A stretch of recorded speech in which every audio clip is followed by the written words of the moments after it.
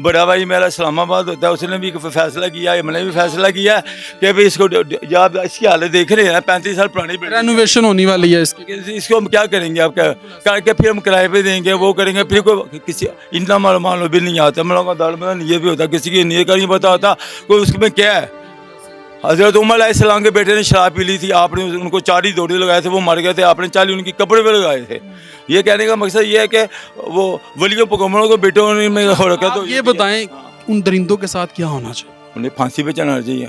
हाँ बिल्कुल फांसी, ये देखिए ना, बिल्कुल जी, ये हमारा अच्छी बात। कि हम ये नहीं कह रहे कि ये मैं कहता हूँ उसे फांसी पे चढ़ाना चाहिए, एक फांसी नहीं 1000 फांसी होनी चाहिए उसके लिए, ताकि ऐसे लोग इबरत का निशान बने, बिल्कुल लोग इबरत हासिल करें इनसे।